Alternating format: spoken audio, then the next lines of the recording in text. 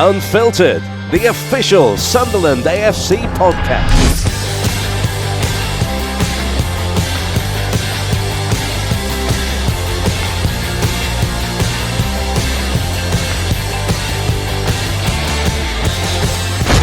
Hello and welcome to SAFC Unfiltered, the official podcast from Sunderland Football Club, with myself, Frankie Francis, and former player Danny Collins.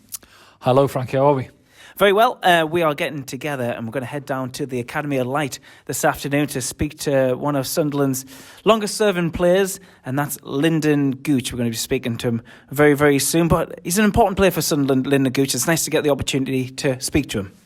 Yeah, he is. I think he's been doing well this season. You know, his stats speak for themselves in terms of assists, and he's got a couple of decent goals as well. And he's had certainly a tough time in terms of his career getting into the first team squad at Sunderland.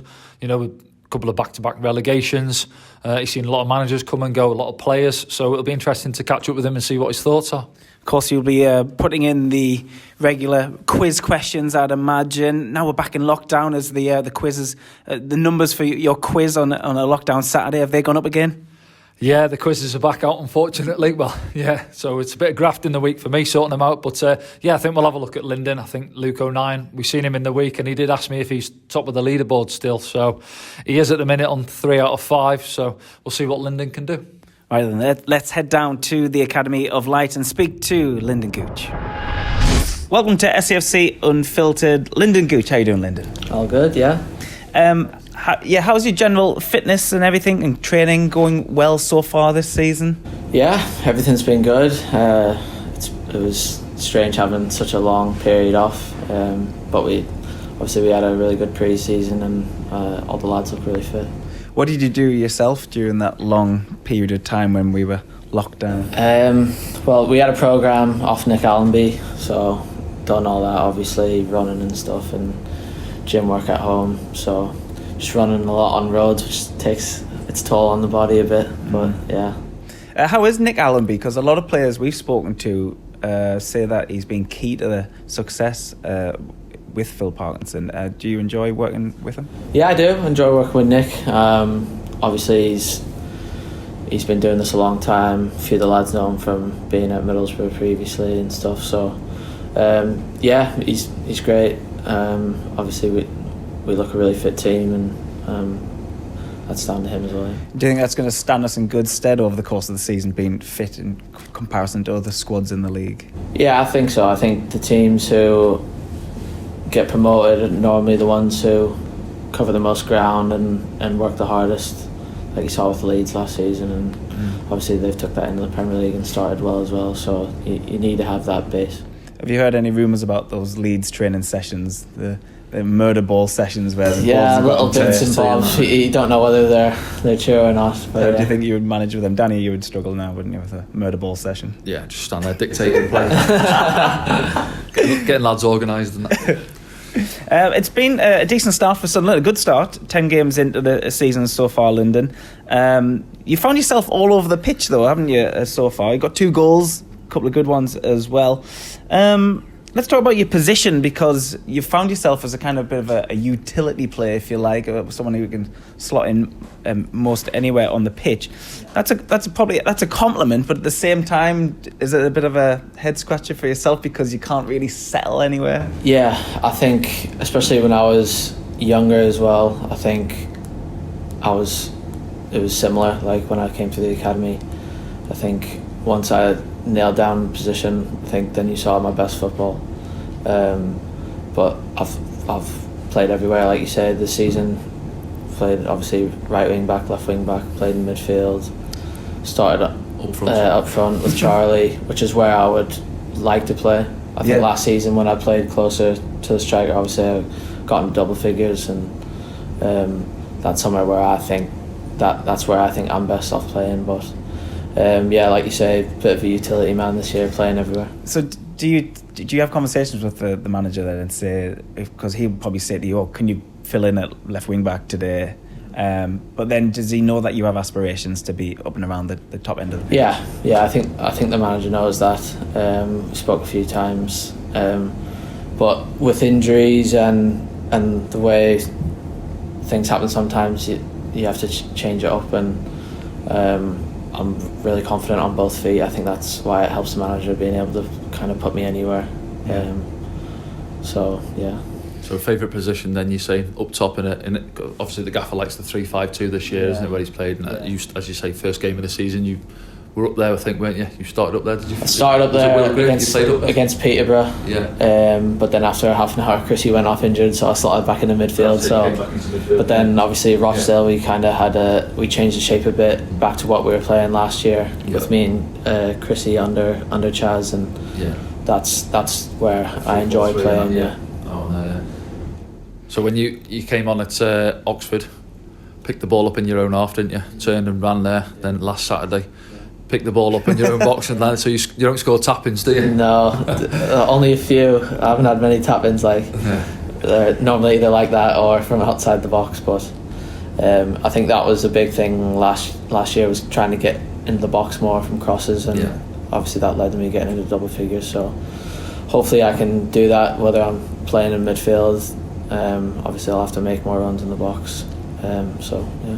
Just touching on obviously last season you had injury. I think you came back, was it Doncaster away? Yeah. You came back and you scored in that game, didn't you, as well? But so you had a few injuries, the season got cut short, but you scored 10 goals, just the 1 assist. Now looking at this season, do you set yourself one of those players who sets yourself a target, or not really, just see how the season goes, really? I think last season I wanted to get into double figures. Yeah. That was my goal, and luckily I managed to get it before the lockdown. So that would have been disappointing if I didn't. Yeah. I want to get into double figures if I can again this year. Obviously I'm playing a little bit deeper, so that's them runs in the box, maybe try and get a few more goals. But obviously the way we're playing now, it's a bit different. I'm not going to be as advanced as maybe I would like to be if I'm playing in that position.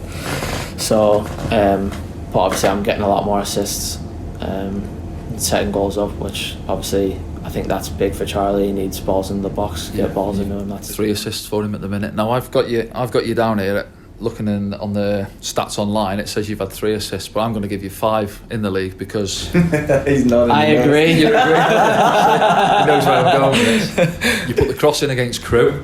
Yeah. And I thought Charlie tried to claim it, but obviously the centre half turned it into his own net, didn't he?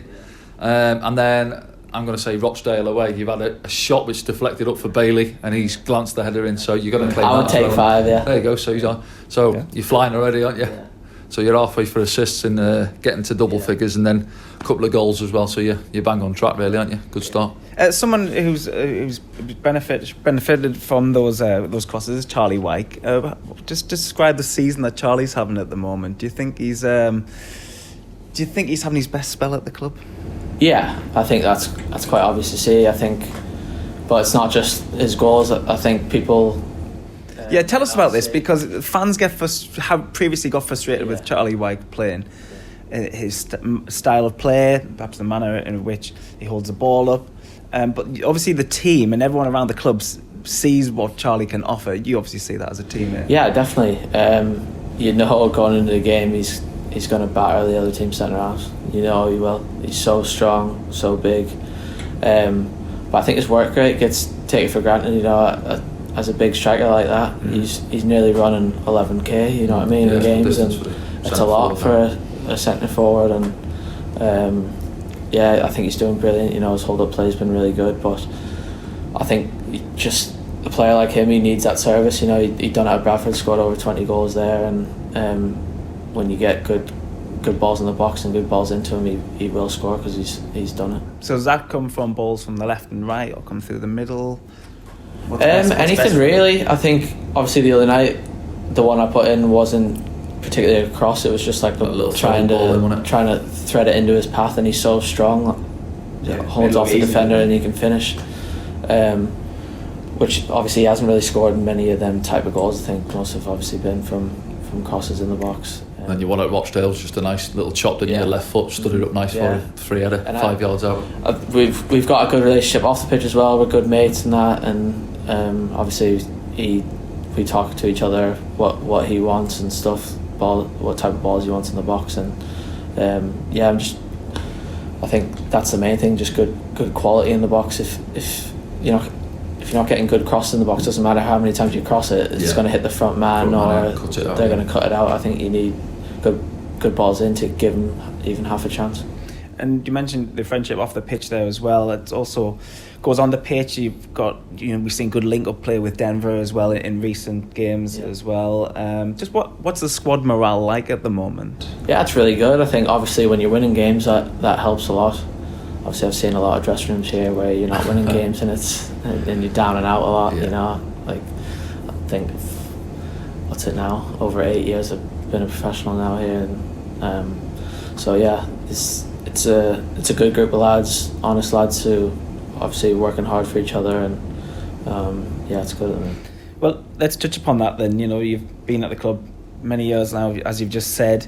When you made your debut in the league against Man City, could you ever imagine that Sunderland Football Club would be in the position it is right now? Nope, not at all. No. And how's that been from your point of view then?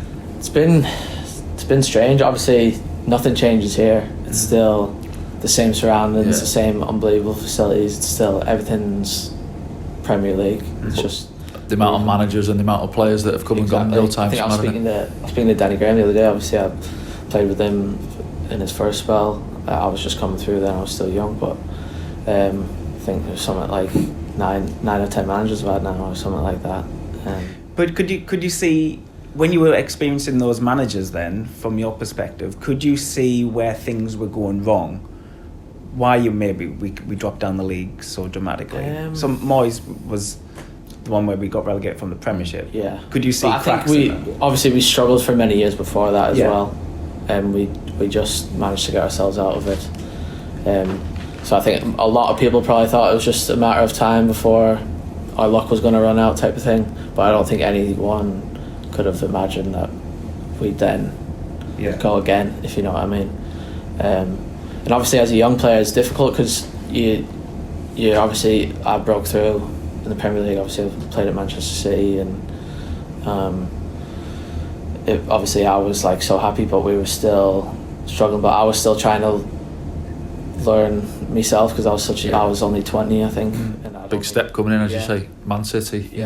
Some players in their squad, weren't there? I think I started 7 games in a row, including the cup games, and it was just like all of a sudden I was just in. I was playing. Who was manager then? But that was Moyes. And but obviously I was still learning. But it's difficult to learn when you're losing a lot. You know what I mean? I think. And then same again the next year. I thought, I might play a bit more this year. I think I made 24 appearances or something in the Championship season, but I didn't play as much as I would have liked. And then you go down again, and then it's kind of like, well, left to me and George. We're kind of like, we've been here the longest, but we're still learning. So it's difficult. I think people expected more from us, but because we're so young, we're still learning. It's not as if we're in the prime of our career. You're trying to learn your trade against the top players in the world, really. And as you say, the baptism of fire, Man City. Obviously, we had really good pros around us, like John O'Shea and Katz and stuff. But it must have hurt though as well, because the club obviously means so much to you. You've been here for so long, and the likes of George as well. Without a doubt, it was devastating. We've came through the academy, we've broke through, and all of a sudden we're a part of the club's worst history. You know what I mean? And you saw so many players come and go as well, and in recent years Sunderland has been in the headlines for the wrong reason, for having the wrong players, and words like mercenaries gets used quite a lot. Could you see players over your time here who you were only in here for a couple of reasons, financial probably? I think it's difficult. Obviously, a player, you're never going to turn down an unbelievable contract if someone comes in for you. You know what I mean? At the end of the day, you need to do what's best for yourself and your family, and you can't blame a player for someone giving them all that money. That's right. You can't expect anything else. I think most fans, if someone offered them that kind of money, snap their hand off. Did you see any sort of clicks? I know, because I've been in changing rooms, as you say, when things are going well, as they are at the minute, everyone's happy and that, but when things are going bad, you come in on a Monday morning, the place is quite dull, isn't it? The heads are down, and then you get these little clicks with players who are just staying in their groups, and there's there's whispers around the training ground, isn't there? I think there always is. I mean, since I've been here, it's always been like that. Right. Obviously, this is all I know. So some players might come in and think, whoa, what's going on here? Like, I've been in different dressing rooms where it's not like that. But I think it's different now in League One. Like, we've got a lot of British players, Irish, whatever. So it's a bit different. Whereas higher up the leagues, you get a lot of foreign players as well, and they kind of stick together. And so I think that's the difference. Let's go back even further then. Born in Santa Cruz. Yeah. How did you end up at Sunderland at such a young age as well? Yeah. So there was a team from California, just like mixed kind of just random players that were coming over. It was like a centre of excellence, it was called. Coming over just to train and play a few games in the Northeast. I think here, went and trained at Darlington and stuff back when they were in League 2 then. And that was it really. Came over, and I'd done really well, scored a hat-trick in the first game, and then that was it really. Played up front, Yeah, I was. So being so young though, how did it work, logistically then? Were you just left over here by yourself?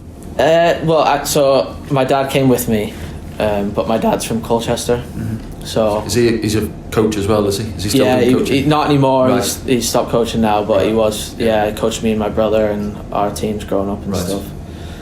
So I've got citizenship and everything, so that wasn't a problem at all, because I think now with a lot of American players it's difficult to get work permits and stuff unless you're playing for the national team, so that was never a worry, so I was lucky there. And then you've been here ever since, and you've enjoyed some big ups and big downs as well, I'd imagine. But looking at the highs, have you got any favourite memories of playing for Sunderland so far? Obviously City away, like what you've previously said, that was my Premier League debut, so that will always stick with me. First goal for Sunderland, remember it? Yeah, Carlisle League Cup. Yeah, I do. Left footer, scored a lot with me left foot for Sunderland. Probably, obviously we lost, but playing at Wembley, that obviously meant a lot. So yeah, there's a lot of good memories. I think obviously coming through the academy, it's a big deal, and I've been here a long time, so this is my club, you know what I mean. International debut as well. Was Jurgen Klinsmann the manager then, was he? Jurgen Klinsmann, that was in Washington DC, so that was a big moment as well. How was that then? Yeah, it was good. I've actually got a mad story about that. The night before, all of a sudden I woke up in the middle of the night and it was as if I had food poisoning. Did you?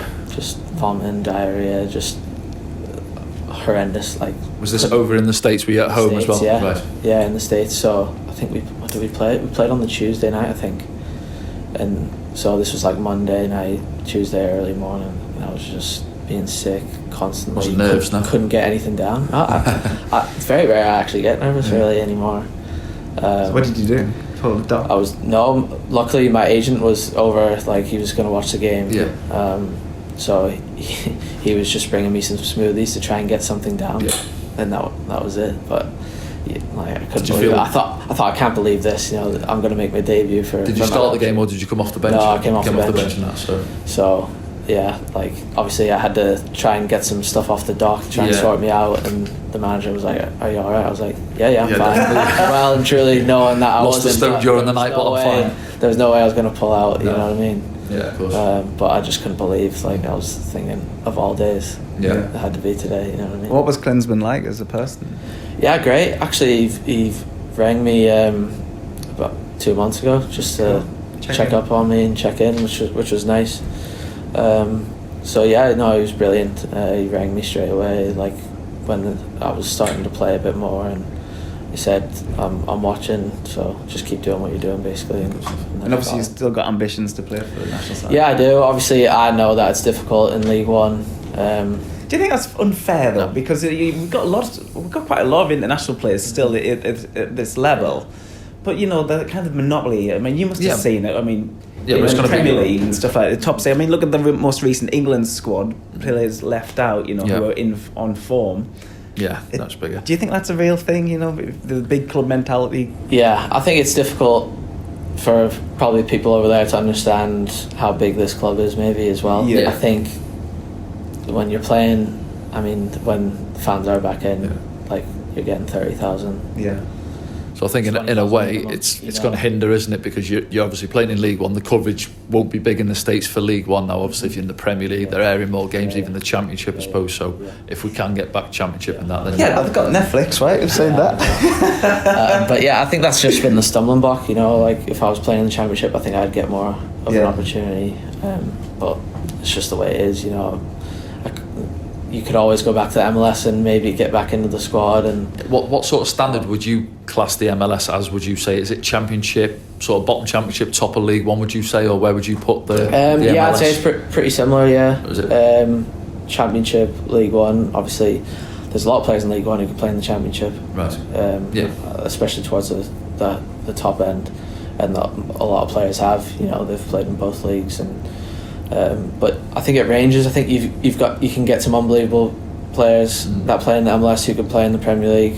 And then you've got some that might play in League One. It's a big difference. I'm not sure which World Cup it was, around 2010 it might have been, but I remember the US done well in one of the World Cups, and I remember Yedlin, right, and they just looked a fit team in the States, proper athletes, and I'm guessing they work on that side of the game as well, don't they? Yeah, definitely. I think that's a big thing in America, fitness. I think, like you say, our teams are normally really fit, and to be fair, there's a lot of great young players who are playing Champions League football, and I think there's about 10 players in Champions League squads this year. Pulisic looks a player as well, doesn't he, Chelsea? He's top draw, so there's a lot of really good talent. Just away from football, Lyndon, obviously on SAFC Unfiltered, we'd like to get you to know you a bit more. Away from the club, do you partake in any other sports or anything like that? No, I want to get into golf. A few of the lads play. I've never played. It's such a football cliche. I bet you play golf, don't you? Yeah. He lives on a golf course.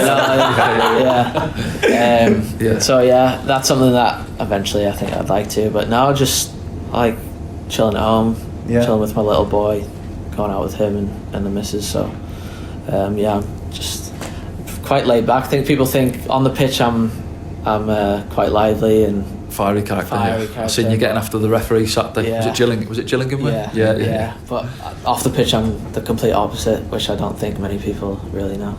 But box sets or gaming and any of that? Lockdown, I've played a bit of Fortnite, never played before that, but that got me through a little bit with, playing with Charlie and Max a little bit during the lockdown. But just like going home chilling with my son. And how old's he now?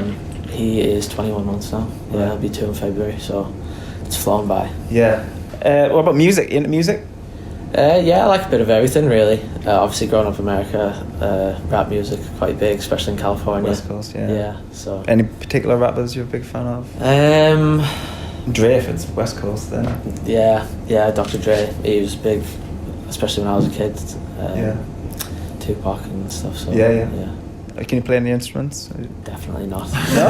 Never thought about picking up the guitar or anything like that? No, I can't. Let's get back into this season then. You're 10 games in. Have you had a chance to kind of, size up the opposition and the other promotion hopefuls? And how often do you look at the league? Is it at this point of the season you'd start to look at it now seriously and think, well, it's starting to settle out? I think you can see kind of what it'll be, the top 6, top 8. So I think obviously we've played a lot of them teams as well. I was going to say we've done well. Really unlucky against Charlton. Should have won that game. They've probably the most informed team in the league, and we played really well against them. First half we dominated by far, and we should have at least scored 2 goals in the first half. So that was obviously disappointing, but away at Charlton is also a good result. So we've done well. Obviously Portsmouth was disappointing, but at the end of the day, it's one loss, and you have them days, don't you? You're gonna have them. You can't expect to go the full season without losing games. I think you just need to react right and get results off the back of it. I think as well, people have asked us, when do you start looking at the table? And I think as a player, you always like to have a look. Monday morning, you always have a little look at the table, don't you? 5 games in or whatever. But it is, as you say, starting to settle down, and the teams expected to be pushing for promotion are all up there really. Perhaps Lincoln, a bit of a dark horse really, and then you look at the other end, Oxford, playoff final last year, and they're struggling at the minute, aren't they? So it's as you say, they're the team's expected to be there or thereabouts. So we've played 3 or 4 of them. Yeah. Have you seen anything in them teams where you think, oof, you touched on the Portsmouth game. For me, obviously we were at the game, and I thought it was just a case of you can usually have 1 or 2 players who aren't on top of their game. I just think on that day we had several lads who had an off day, and they caught us really, and they didn't really work hard for the goals, did they? That was the disappointing thing. I think the goals were obviously disappointing, and but it's always tough when you play Portsmouth, and I think You've got this weird rivalry as well. Yeah, we do. Yeah, obviously going back to the I think when we played them the first time in the league. Yeah. Then the playoffs as well, weren't they? Yeah, the playoffs and obviously the Checker Trade final. So yeah, there's a bit of a rivalry there, and I think they set up well against us. To be fair, I think sometimes you need to say, to be fair, their shape was good, and they stopped us from doing what we wanted to do, and so yeah, like I say, that it was disappointing to lose that game, but obviously we've reacted well since then. Yeah, I think on Tuesday I'd probably say we were doing the commentary, and what I noticed first off, I thought our pressing was good on Tuesday. Like a couple of other games you can see where perhaps like Charlie might go and one of the others aren't too sure. Now if you're going in that pressing game, you've got to go as a team, and there's a trigger point, and I just thought on Tuesday Ipswich, you could see they wanted to play out. You can see their managers got them playing from the back, and the centre halves didn't look too keen on the ball, did they? But that was strange because they had so much possession at the back in that first half. Didn't do a lot all with they it, were did doing they? was passing on the back. I think second half our press was really good. We didn't even let them have the back. They were almost just giving us the ball back. Keeper kicked a few out of play, didn't he, on the far side? I think that's the kind of change we made at half time. Was obviously I pushed up on the sitting midfielder to kind of stop him getting on the ball, whereas first half we kind of let them have it a little bit at the back, but they never really threatened us. So that's why the goal was disappointing as well. It was when it came from nothing, didn't it? It came from nothing, and they weren't really threatening us. So, but obviously we ended up grinding it out, and them tight games against clubs you're going to be in and around are big. Yeah, what's the key to success this season then? In comparison to the last couple of seasons, what do you think? And do you think we've gone into top gear yet, or do you think we still having to find that? I think maybe not so much finishing wise. Obviously, I think we can score more goals, but the more we get dangerous balls in the box and press teams from the front, they will come. But you need to have that solid base. So at the back, I think we're doing brilliant. Yeah. Obviously, it's disappointing pumping Rochdale. Then 5 goals, I think it was. It was kind of like, what's going on? We need to sort got back on it after that at Gillingham.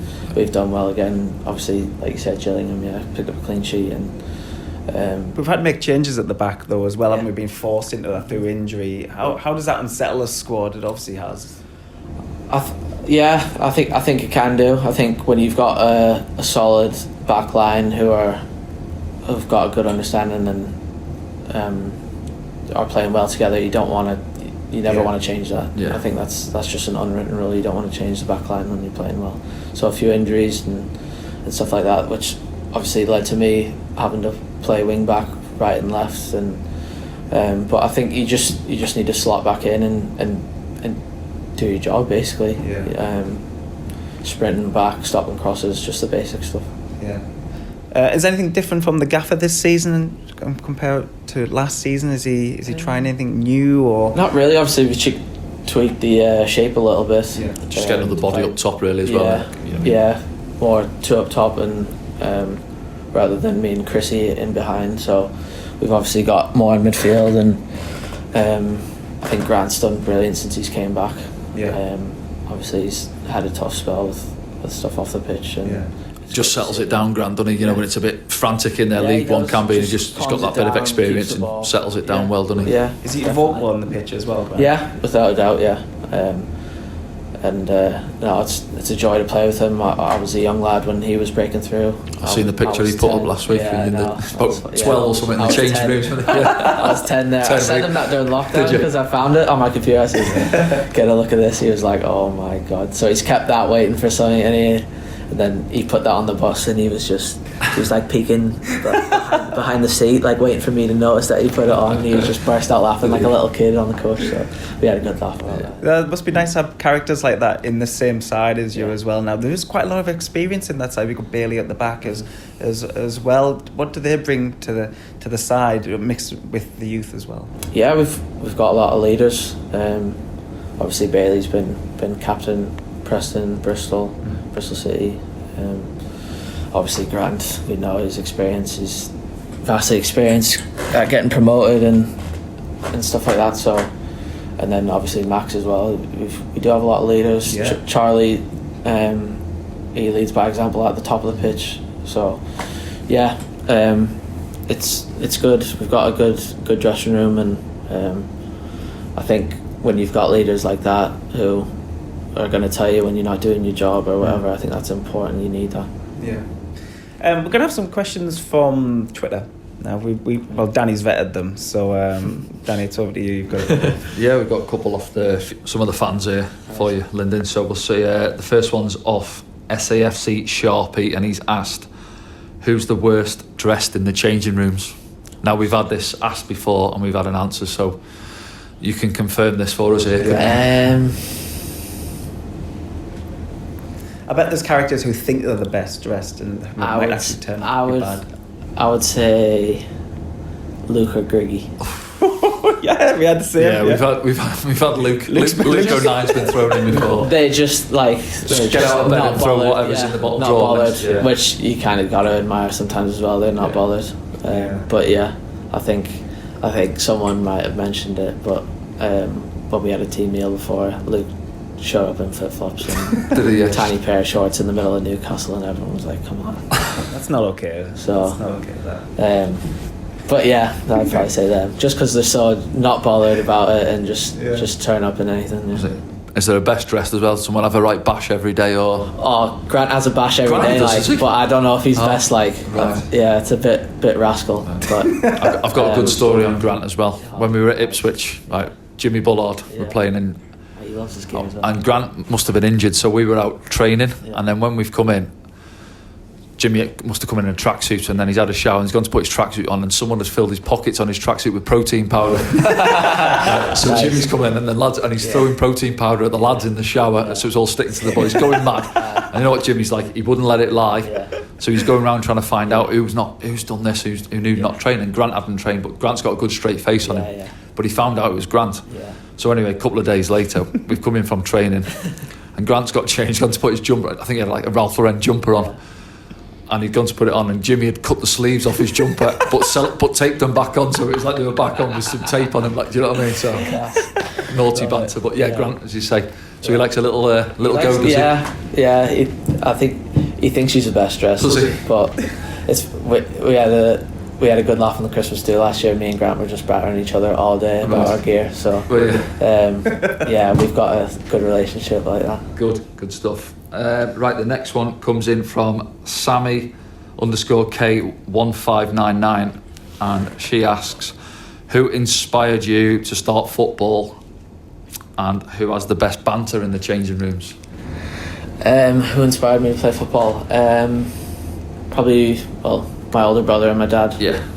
Growing up, my older brother got you into it football early. as well. He had trials at Everton, and but he didn't end up moving over. But basically my brother and my dad. Right. Did your brother play pro in the States then, or was no? So he played Division 1 university for San Diego State, and then when he graduated, he started working for the Earthquakes in the MLS, and he's just left there, but he was there for about 5 years. So, I'd say my brother and my dad. Yeah. And the best banter in the changing rooms. Best banter, Charlie White. Has he? Yeah, right. I would say Chaz. Yeah, I think he's swerved this a few times though. Has he? Well, we'll have to get him on. We'll have to get him on. But he's confident now as well. He's getting a few goals. He's got his hair back as well now, so he's very confident. I'd say Chaz, proper Borough lad, messing about, loves a few pranks. And, does he? Okay. Yeah, we'll get him on. At MacamNeil84 asks, Santa Cruz Boardwalk or Roca Promenade, and which one does the best fish lot? Fish lot, I'd have to say here. Yeah. Over here, Yeah. But yeah, I love both. I think, different. But I think people are so surprised that I do love it here, but I've spent. Yeah, you're used to it. I mean, I've lived here full time for over 8 years, so I've spent a third of my life in Sunderland. So obviously my missus from here, my son's a little Mackham, so. No escape now then. No, definitely not. But yeah, obviously I love where I grew up as well. How often if it wasn't for COVID, how often would you get a chance to go back to States? I'd normally go back in the summer for a few weeks and see my family. I've got 3 older brothers, and my nieces and nephews are over there as well, my mum and dad and stuff. But we had my son just under 2 years ago, so I didn't go that summer because he was really little. And then obviously COVID happened this year, so it'll be over 2 years by the time I get back. Right. Oh, no. Terrible. Good stuff. That's all the questions, Frank. Well, we should push ahead with your quiz then. Yeah, I think we're going to have to have a look at it. Let's just update the listeners though, because Jim Rodwell last time out, 1 out of 5. Yeah, he didn't produce. He's actually previously been on a TV show called Britain's Brainiest Footballer. Yeah, Really? years ago when he played himself, and he got to the final, didn't he? Yeah, he did. But very bad on our general he knowledge. struggled. Yeah, so 5 questions, as we say. Okay. General knowledge, covering all sorts. There's an American one in there for you, and Luke O'Nien is still currently top of the leaderboard with 3 out of 5. Yeah. So let's see if you can knock him. He did actually ask me Tuesday night on the way, and that's the first thing he asked me. Am I still top of the leaderboard in the quiz? I'm surprised he didn't ask you for a game of head tennis. Yeah, he still wants a tennis game, doesn't he? Right then, here we go. Question number 1. Which US state has 3 vowels at the end of its name?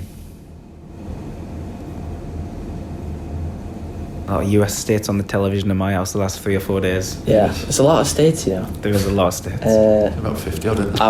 I would say Hawaii. Hawaii He gets is there. correct. Great start. 1 out of 1. It's off to a good start. Yeah, my best mate's living there. Hawaii, yeah. Question number 2. Who was the manager of Liverpool when they signed Jordan Henderson from Sunderland in 2011? Kenny Dalglish. Kenny Dalglish is correct. This is good going. This is really good going. He's already there with most of the lads. Yeah. I'm happy with that. I'll take that already. Right. Question number 3. From which country does the mojito cocktail originate? So you have to think about the ingredients here. That's probably Have you got a favourite cocktail, Lyndon? I do like a mojito, to be fair. Yeah. Good choice. I think it's probably one of my He gets favourites. them from Durham, though, not from this country.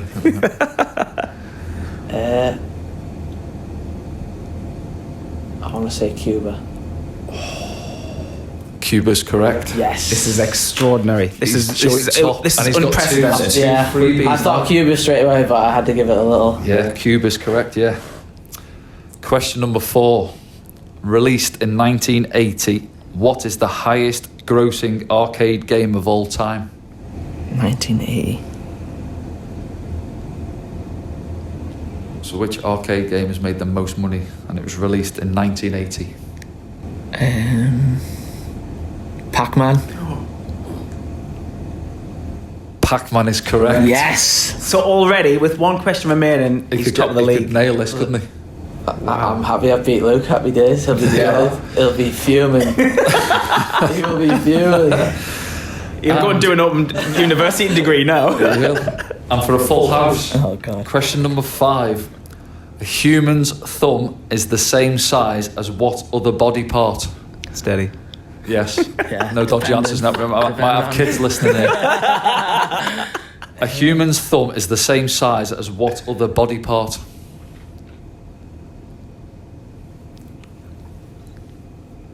It's a scientific fact, Danny. Is it? Yeah. That's what I found on my quiz sites, yeah. Where from? The tip to the I know. joint? Where are we talking? Just that bit, or the whole thing, or? I don't know. I haven't looked that deep into it, but It has to be the whole thing, like yeah. from where it's like connected. My guess would be nose. he's only got 5 out of 5. 5 out of 5. Nose is Get the in. correct answer, yes. I don't think that'll Oh, ever be beaten. 5 out of 5. I can't believe that. I actually thought I was going to get 1 Did you? at best. Well, you've I nailed was, it. I was a bit anxious there. Yeah. That's good going.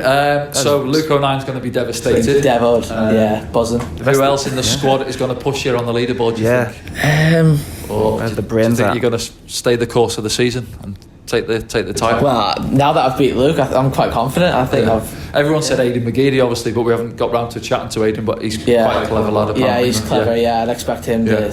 So you don't want us to collar Aidan for the quiz? Maybe just skip him out. Leave him. And Dunk's ain't here, so I'm alright. Dunk and Watmore's name came up. Been up there, but... So Luke's going to moan now and say your questions were easy, isn't he? Yeah, Although 100%. we asked him an alcohol one, didn't we? The pina colada one. Yeah, but that's where he's too good. He's too good of an athlete because he didn't drink. He said I don't drink, but he guessed it. Did he guess guess it? He guessed that right, didn't he? See, if he has a few scoops, he might know. Well done, mate. Class. Good to catch up, and all the best for the rest of the season. Cheers, guys. Thanks. So that was Lyndon Gooch, who we spoke to here on SAFC Unfiltered, sponsored, of course, by Alpha Security. Great guy, Lyndon, very open about his time here at Sunderland. We're in a very noisy room up the academy with the air conditioning blasting. So, sorry, apologies for a slight problem with the sound there, but nice lad. Yeah, he come across well, I thought, Lyndon. As you say, he got into some good detail in his stories from his time at the club so far. How his season's going and what he's seen for the future really, and his aims. And as you say, it was a good catch up with him. Yes, indeed, and I guess one of the main takeaways from our chat with Lyndon is his desire to get into areas and assist with goals and score goals as well. He's found himself all over the pitch, but that just makes you more important to the side, doesn't it? Yeah, I think it's good that you've obviously got more than one string to your bow in a way, but it's interesting that he did say his favoured position was up top, which I think he start of the season he got a game up there, didn't he? But since then, as you say, he's been shoved out on the left wing or left wing back. He's currently playing in that attacking midfield role, so he's had a few positions. But yeah, you can't knock his contribution so far this season. Sort of 4 or 5 assists already, a couple of goals as we touched on, good goals as well. So yeah, I think he's an important player moving forward for us. And 5 out of 5 on the quiz, unprecedented. Yeah, because when he walked in, he said he'd be happy to get 1 out of 5. So he done well. Obviously, I put an American one in there for him to ease him in. He ticked that one off, and he didn't look back from there. And one man who's going to be disappointed is Luke O'Nine, isn't he? To find himself off the top of the leaderboard, but no credit to him. Answered his questions well, and it was a good interview, I thought. Yes, very good interview. We'll find who we get next on SAFC Unfiltered. Don't forget to subscribe on all your platforms for your podcasts, and we'll be back real soon. Thanks for listening. Goodbye for now.